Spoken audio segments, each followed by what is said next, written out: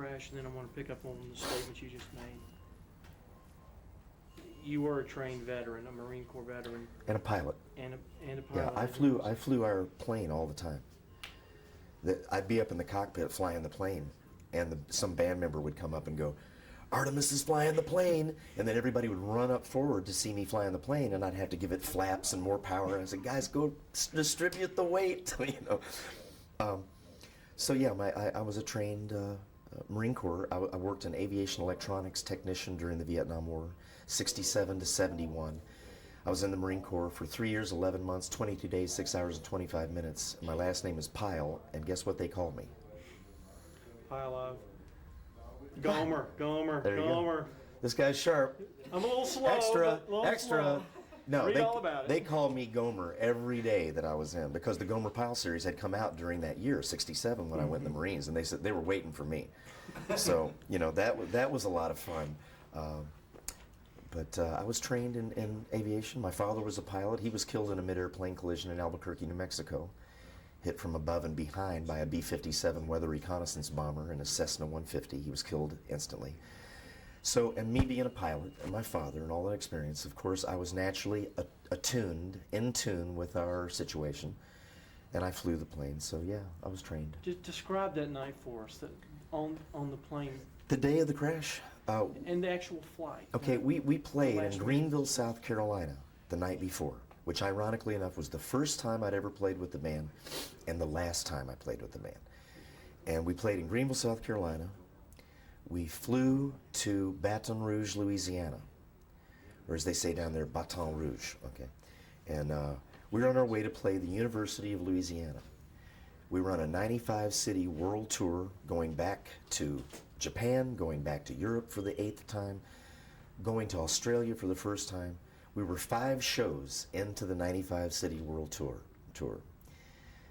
And we played in Greenville, South Carolina. Next show was in Baton Rouge, the university. We flew about 60 miles out of Baton Rouge. We started descending. Alan Collins and I were in the cockpit watching the sun go down at 9,000 feet. We started on our final approach. We ran out of fuel. Our right engine sucked dry and cranked off. They feathered the engine, turning your props into the wind so you don't have a drag. Then the left side, then I went back through the plane and told everybody to buckle up, put out your cigarettes, save all power, you know, stewardess. Then I went back to the cockpit and strapped myself into the jump seat between the pilot and the co-pilot. Well, at that time, you know, I asked the pilot, Walter McCreary, I said, we can fly on one engine. And he said, you better go back and strap yourself in. And I could see fear in his eyes, but I figured he had it under control. And then the left engine went out, and we were a glider. And we spiraled, and we looked, and we were going through the clouds. I went back over the left wing and strapped myself in behind Cassie Gaines, and we started down. And then, you know, Cassie was killed, and I wasn't, so there was that close. You know, where's the fine line? But that was pretty much the final phases before the impact. The Freebird Foundation. The music's living on, and it's creating a better life for even more children. Tell us about how proud you are to be a part of something like this. Well, all the guys in the band and the families, they've always wanted to take the power of the music, you know, and use it for the benefit of others somehow, some way. Kids, cancer, whatever. And, you know, with what's going on here, the Freebird Foundation and Judy and Teresa and the gang putting that all together for the park. That's for families. What are families? Children, moms and dads. And so ultimately, and Ronnie was a person of nature. He loved to fish. He had style and grace. He appreciated the environment, you know. So, you know, Ronnie wasn't a member of Greenpeace or anything, but he definitely appreciated the natural order. So a park in his name is real cool. Who knows, down the line, you know, more things can be done for children. So yeah, I'm very proud, and I use the word because pride's not always a good thing. I'm very proud to be a part of anything that benefits families and kids. All right, thank you very much. Sure, man. Appreciate it. Good to meet you. Nice well, she's I wanted biased. to move. My lips were chapped. Do you have a makeup artist? Okay. Glass of water would be great. Want some more? Okay. Okay. Judy, first of all, last night's been a long time in the making. Tell us about what it took to get to here. As far as the jam goes, that was pretty incredible to get 40 different, I think there was 40 different musicians there from all different bands. Actually, we had a lot of help. We have a lot of people who work with us at the foundation. My husband Jim and Barry Rapp coordinated all the musicians. They planned the program out, contacted the musicians to see what they wanted to do. They put that part of it together. Of course, all the people that were part of the jam are friends of ours. They're friends of the band, and they all just wanted to be there and be a part of it. It wasn't as tough as it seemed. Actually, yesterday was the worst of it. Trying to just get through the sound check and get everybody on stage and stuff. What did it mean to you? There's so many people, all the guys in the band have said the same thing. That the fans, and there's a demand out there almost to keep the spirit alive of what Lynyrd Skynyrd and Freebird and Ronnie was. What do you think? How do you deal with that demand and that? How do you feel that? How do you live with it every day?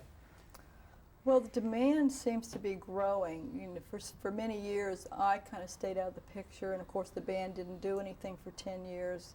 You know, everyone was kind of dealing with everything that happened and really didn't do anything. Then the tribute band, or the current band now, got together and started performing, and that was a little tough on me and some of the other people who had lost people, you know, in the plane crash. I didn't really start realizing about the fans and their love for Lynyrd Skynyrd and Ronnie until we formed the Freebird Foundation, started actually being, you know, in touch with the fans, talking to them, having them contact us, and then we realized that there's this undying love for the band. And of course, you know, we still sell a lot of records every year. This year we went to the concerts and to promote the foundation and met with a lot of the fans, and we were really amazed at the age of the fans. You know, it's not people our age, it's kids who could never have seen the original band, kids that are in their 20s and 30s who never had the chance to see the original band, but they love the music. All I can figure is they have a connection, they feel close to the music, they can relate to the music. You had, obviously, as Ronnie's wife, you saw the man in all hats that he might wear, husband, everything, father. All of us just remember him for his stage presence and the magic he gave us with the music. What was Ronnie the Man like? Ronnie the Man was totally different than what people saw on stage. He was quiet. He loved to fish. That was his favorite thing to do, was to fish. Football. You know, when he was home, he liked to have his privacy and be able to, you know, relax and do whatever he wanted to do. He was not at all like he was portrayed. So he didn't throw TVs out of the living room window and... No, he did not. Darn! No, When he was home, he really didn't, you know, he didn't really drink anything. He liked to just relax and, you know, eat a home-cooked meal and go out and throw out a line off the dock and, you know, do things like that. What is the Freebird Foundation? What is your goal for the Freebird Foundation? Share that with America. The Freebird Foundation started out as a way to fund the Ronnie Van Zant Memorial Park, which is a park in Jacksonville. It's in Orange Park, Florida. It's a 90-acre recreational park. The purpose of the park is to provide some places, some recreation for teenagers and kids in our area. When we built the park, we felt that we needed some way to promote it and to raise the funds to help build it. Now we're branching out and we're doing some other things. We just established the Alan Collins Scholarship Fund, which will be promoted through the foundation. We'll do our first scholarship this year to Lee High School, which is in Jacksonville, Florida. It's where all the band members went to school. Each year we'll then, go to a different school and do it. We hope to do some things in Gary's name, maybe involve Gibson Guitars, have maybe the Gary Russell and Gibson Award.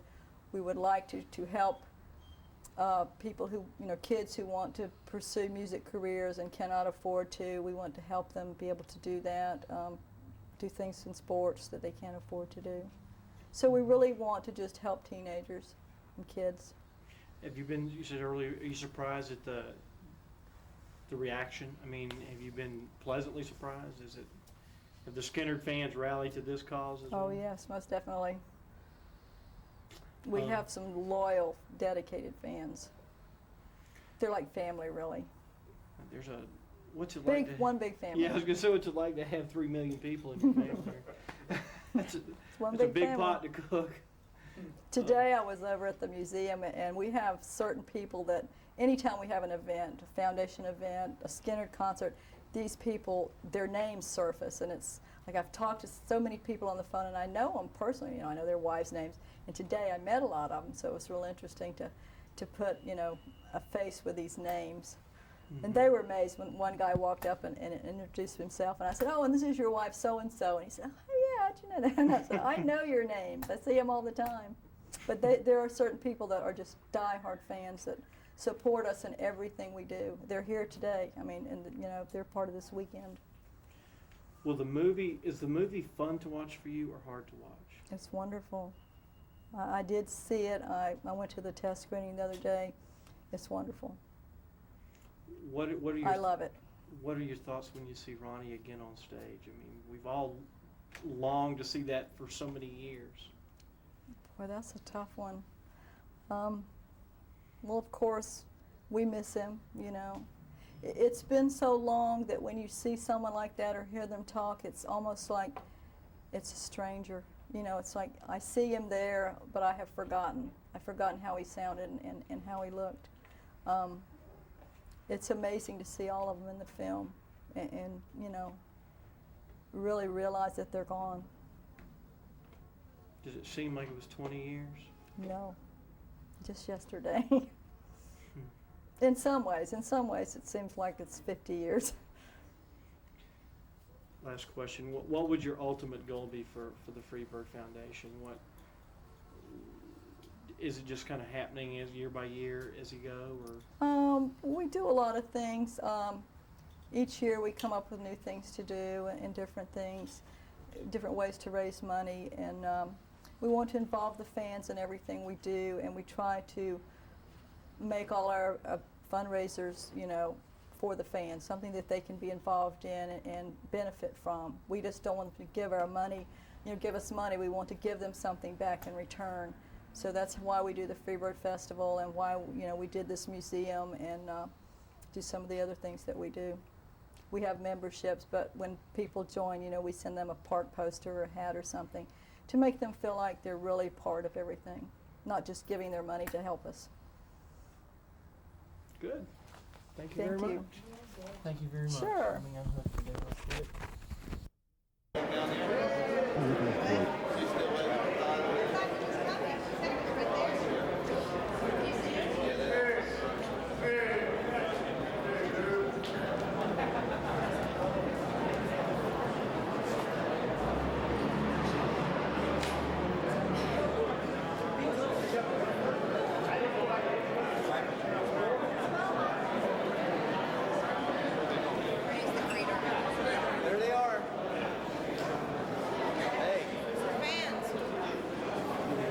She is right here. She's not. She's right here.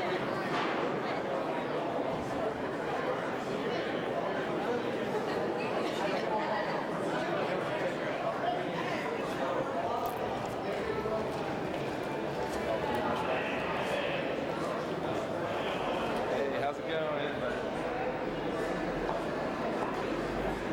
Hey, we'll see you on side. Okay, see ya. Thanks.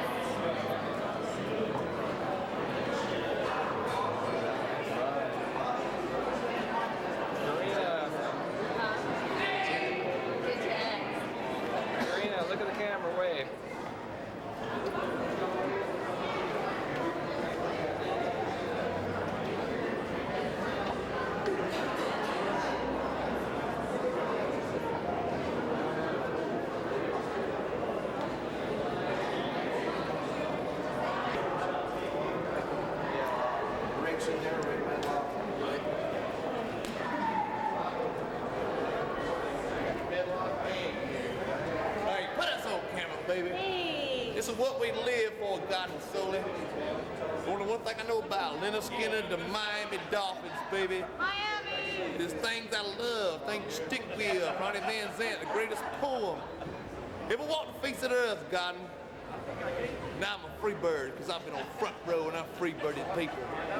And they know where I'm coming from, and I know where they coming from, baby. This is what I live for. It's the best 2 weeks of my life, God. I'm the luckiest redneck in the state of Georgia. Touch me if you will. Yeah. That's enough. Yeah. Excellent, wasn't he? We'll go ahead and watch Freebird a the tribute movie. to Ronnie Van Zant, Steve Gaines, and Cassie Gaines. Freebirds Real live tribute on. to the whole band. We're going to go ahead and have a good time.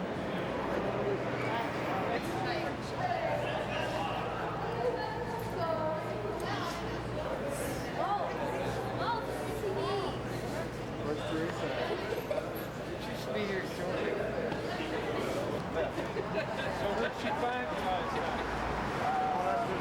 She was looking for you when we left. She said, I have no idea where he's at. Looking right there. We're the inside. I knew when we left, y'all's fans still sitting there.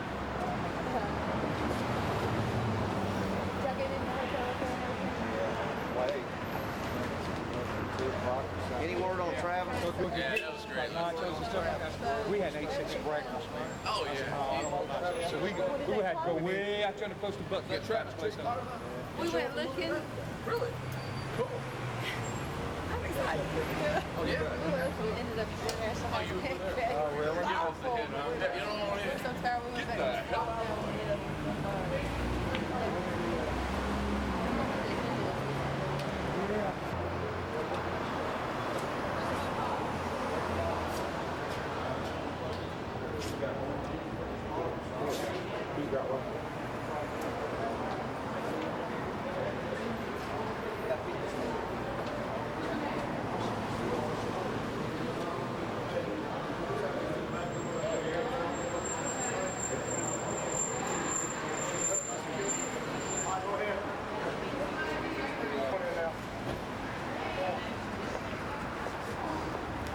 Right over here.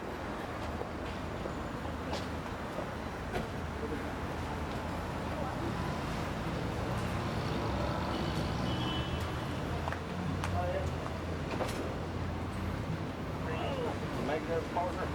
Trying to make it.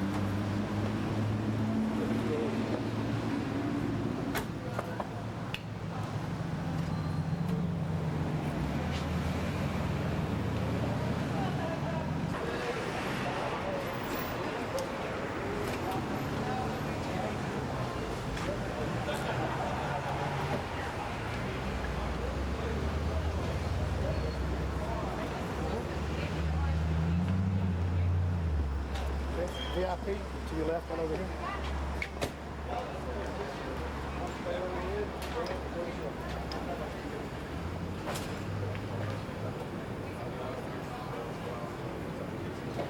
Diana.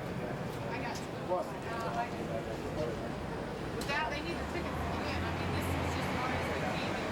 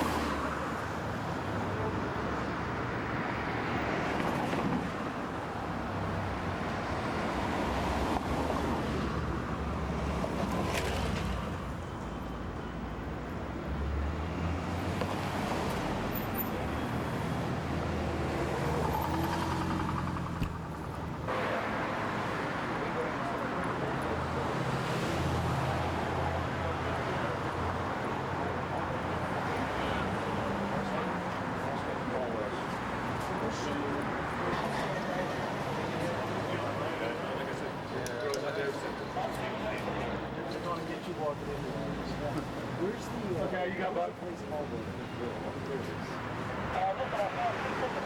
here with the name Tommy George.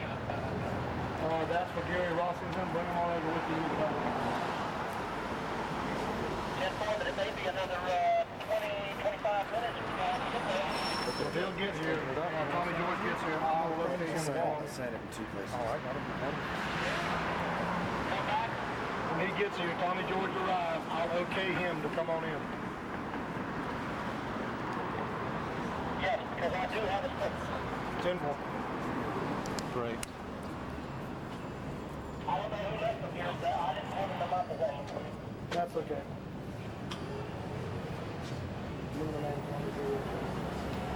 Gary Russell. Sure. Yeah, we got Paul. Tell him that Gary asked him if Tommy George takes care of it. Tell him. That was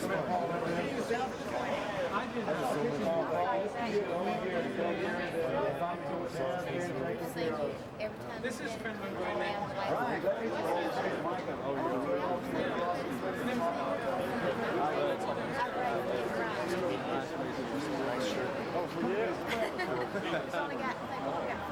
Yeah, 4 or 5. I get one every time you go through. Every time. I love it. Man, thanks for keeping the music alive, seriously. Exactly.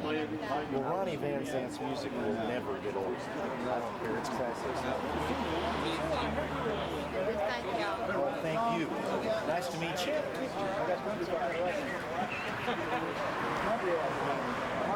That's easy. Thank you. That's not very good. I scribbled. Can I get a picture with you, sir? Sure, man. What do I do? The snap? The snap?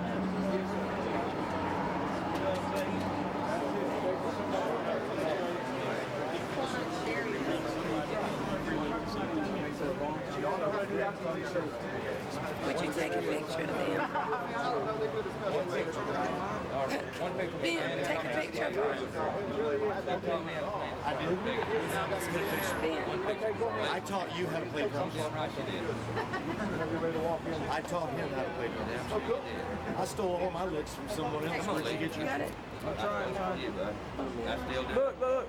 That's it. I got Nice to meet you, man. One more. Actually, I'm gonna have to make sure some of my family gets in. Thank you. Nice to meet you. There you go. I'm gonna have to just make sure. Thanks very much. The king. You know, I had to make dinner. I do. You know where I got this? Where? Common Appice.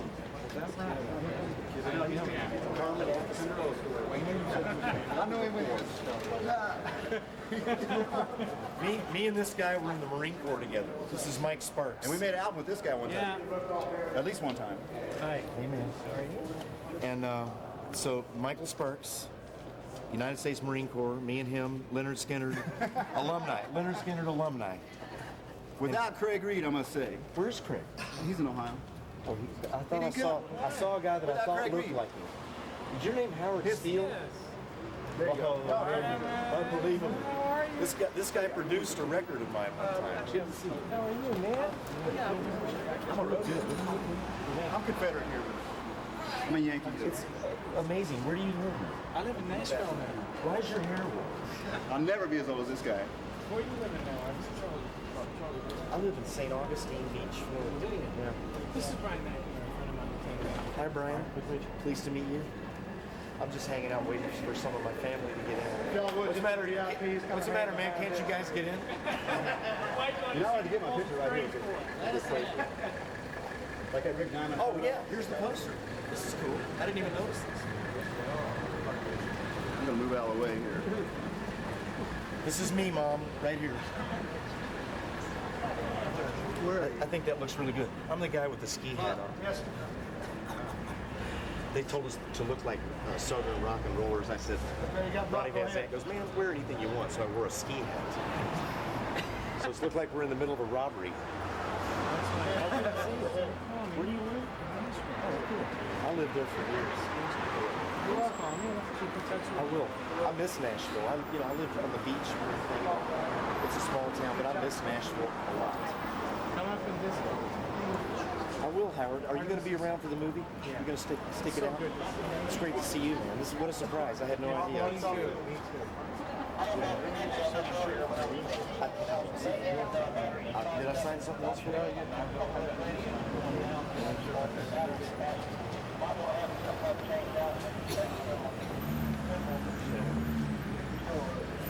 Still overseas, you say? I had a place in Jerusalem, Israel for years, Yeah, but I haven't been over to Jerusalem in a long time, and I really miss it. appreciate that. If you don't mind me ruining this shirt, No, that's why. if you insist, I'm going to go ahead Please, go ahead. and put something on it. I put whatever you want on it. I told you it's like a dream come true. Well, you know Ronnie Van Zant was the man, right? Yes, sir. Okay. I know that. It's where real music is made. It's Charlie right now. This is Charlie. Okay, if y'all would, everybody, if you would kind of back up. We got some coming in. Okay, here we go. It's Travis.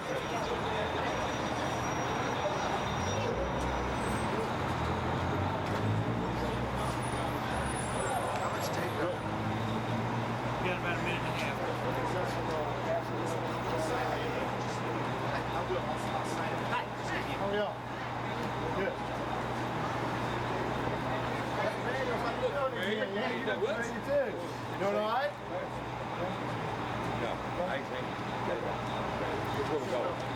Hey, Hazel.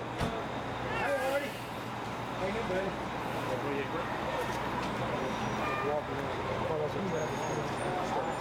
Long time no see. I'm just going to hang out and wait to make sure the family gets in. We'll talk sometime. But you so great. What's up? You received tape.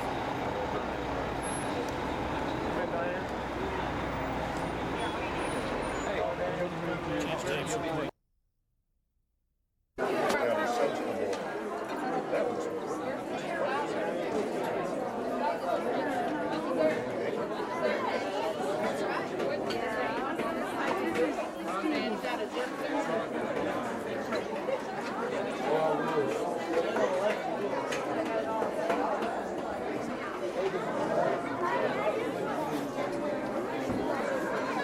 Hey, how are you? Did you get enough sleep? I'll go sit beside David.